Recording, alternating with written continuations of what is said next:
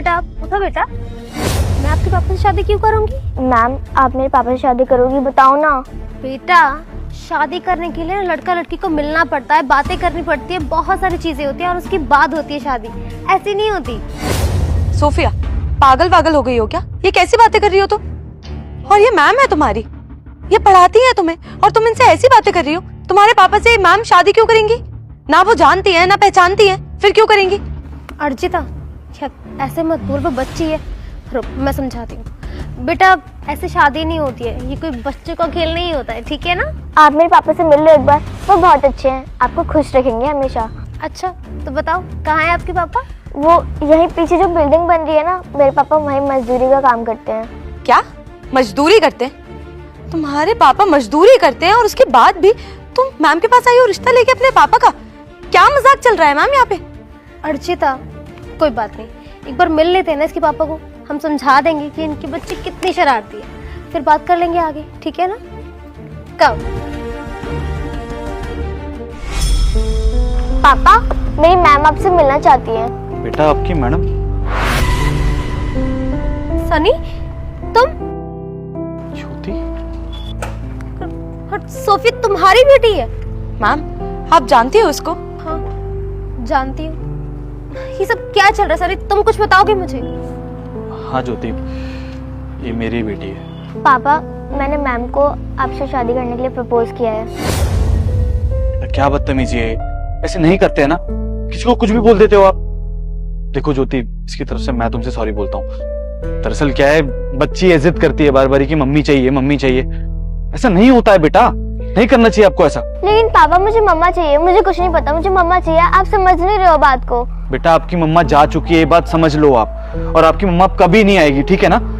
और आपके पापा कोई दूसरी शादी नहीं करेंगे। अगर आपको पापा के साथ रहना है तो रहो, नहीं तो फिर आपकी मम्मा नहीं आएगी बेटा, समझो बात को। देखो लेकिन पापा आप इनको एक्सेप्ट कर लो ना, मुझे मम्मा चाहिए। सनी उस छोटी सी बच्ची को पता है कि उसको माँ की जरूरत है, लेकिन तुम्हें एहसास नहीं है कि उसको माँ चाहिए? ज्योति बच्ची है वो, अभी धीरे धीरे समझ जाएगी, और अब मैं दूसरी शादी नहीं कर सकता। वैसे भी इतना सब कुछ तो झेल चुका हूँ, अब और हिम्मत नहीं है। तुम ये सब छोड़ो, मुझे ये बताओ कि तुम ये सब क्या कर रहे हो? तुम्हारा तो बिजनेस था ना, इतने वेल ऑफ थे तुम, और अचानक से ये मजदूरी। बहुत लंबी कहानी है ज्योति, बिजनेस से मजदूरी तक का सफर बहुत मुश्किलों भरा रहा है मेरा। फिलहाल मेरी बेटी ने जो तुमसे बदतमीजी की, उसके लिए बस मैं तुमसे सॉरी बोल सकता हूँ। सॉरी। नहीं तुम माफी मत मांगो, बच्ची है, नादान है अभी। वैसे हम इतने टाइम बाद मिले तो शाम में एक छोटी सी मुलाकात हो सकती है। हाँ हाँ मिल सकते हैं, क्यों नहीं। तब तक तुम अपना ख्याल रखना, ठीक है ना? मैं चलती हूँ।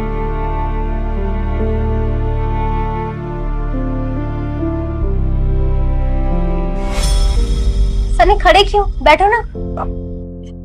बताओ क्या लेकर आऊं, चाय या कॉफी? फिलहाल कुछ भी नहीं। तो मुझे ये बताओ कि तुमने ऐसे अचानक से मिलने के लिए बुलाया? बस इतने सालों बाद देखा तो सोचा बैठ के बात ही कर ले। वैसे तुम ऐसी शर्ट पहना करो ना, इसमें बहुत अच्छे लग रहे हो। Thank you. अच्छा वैसे अब तुम बुरा ना मानो तो मैं एक बात पूछ सकती हूँ तुमसे? हाँ हाँ क्यों नहीं, दोस्त हो तुम मेरी, कुछ भी पूछ सकती हो। अरे बीवी का क्या हुआ? मतलब आज सुबह तुम कह रहे थे कि वो वापसी नहीं आएगी और सोफिया को माँ की जरूरत थी, मैं समझ नहीं पाई हो क्या रहा है। और तुम्हारा तो बिजनेस था, तुम कितने अमीर थे, और अचानक से मजदूरी। तो कुछ समझ नहीं आ रहा कि अचानक हो क्या गया तुम्हारे साथ में? हाँ यार, मेरी जिंदगी बहुत अच्छी चल रही थी, लेकिन कहते हैं ना, बुरा वक्त बताकर नहीं आता। सिमरन और मैं बहुत खुश थे एक दूसरे के साथ, हमें एक प्यारी सी बेटी हुई, सोफिया। लेकिन सोफिया जब 1 साल की हुई तो मुझे पता चला कि सिमरन का किसी और के साथ अफेयर चल रहा है। मुझे लगा कि इंसान से गलतियां हो जाती हैं, अगर मैं उसे डांटूंगा, गुस्सा करूंगा, मुझसे माफी मांगेगी और सब कुछ ठीक हो जाएगा। लेकिन जब मैंने उससे बातें की तो वो कुछ सुनने को तैयार नहीं थी। वो उस इंसान के प्यार में इतनी अंधी हो गई थी कि उसने ना ही मुझे देखा और ना ही मेरी बेटी को। उल्टा मुझसे कहा कि मुझे डाइवोर्स चाहिए, 5 करोड़ रुपए भी। मैंने बहुत कोशिश की कि किसी तरह से उसे मना लूं, कुछ ठीक हो जाए, एटलीस्ट मेरा बिजनेस बच जाए, मैं अपनी बेटी को पाल लूंगा। लेकिन कुछ ठीक नहीं हुआ। उसको 5 करोड़ देने के चक्कर में सारा बिजनेस भी चला गया और बहुत कर्जा भी हो गया। अभी से सोच लिया था कि दूसरी शादी नहीं करूंगा, किसी भी तरह से अपनी बेटी को पालूंगा, पढ़ाऊंगा, एक अच्छी लड़की बनाऊंगा। एटलीस्ट उसकी माँ की तरह तो बिल्कुल नहीं बनाऊंगा मैं उसे। सोफिया जब बोलने लगी तो पूछती थी कि मेरी माँ कहाँ है, दूसरों की मम्मी स्कूलों में आती हैं। क्या जवाब देता मैं उसे? तो हमेशा बस यही कहा उससे कि हमारी माँ अब चली गई है। देखो, मैं चाहता तो उसे सच्चाई बता सकता था, लेकिन मैं नहीं चाहता कि कोई भी बेटी अपनी माँ से नफरत करे।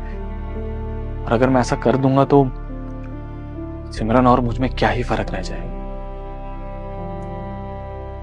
बस यही है मेरी जिंदगी, मेरी बेटी, मेरा काम।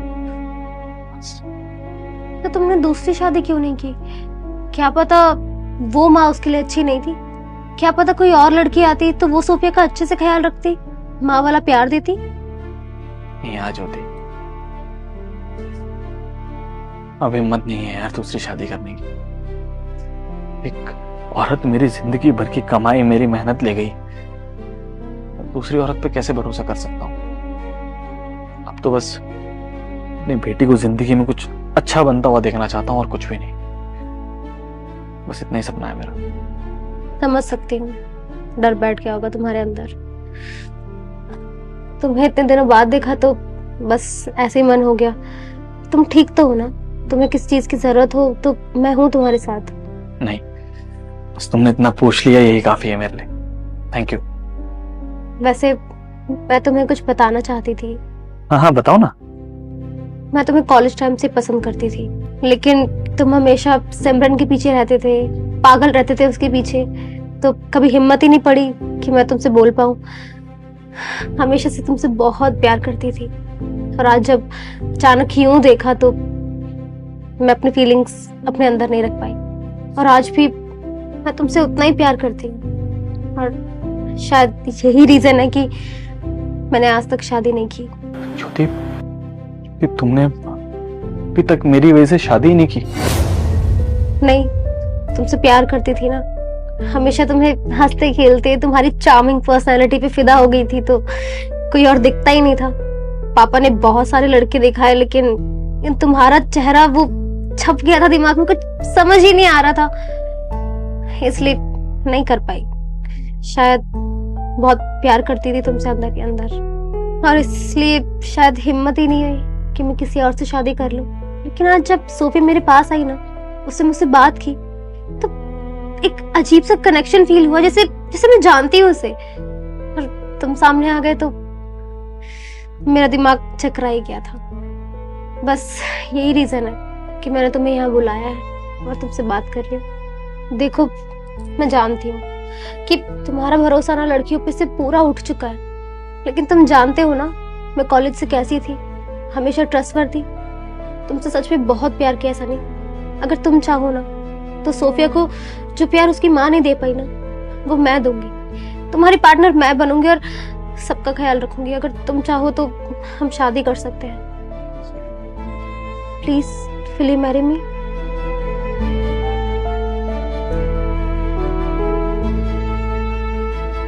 Yes. Seriously? I love you Sunny, thank you so much.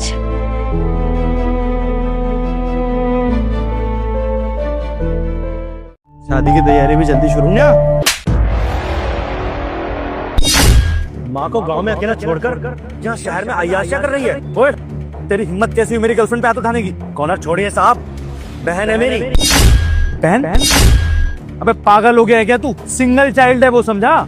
और दुबई में रहते हैं उसके पेरेंट्स। क्या बहन मैंने लगा रखा है ये क्या बकवास कर रहे हैं? मैं इसका भाई हूँ और इसने आपसे झूठ बोला है कि इसके माँ बाप दुबई में रहते हैं। बहन, तूने झूठ क्यों बोला है? साहब, मैं आपको बताता हूँ सारी सच्चाई। इसने ना 12वीं तक गांव में पढ़ाई की, ये शहर में आकर पढ़ना चाहती थी।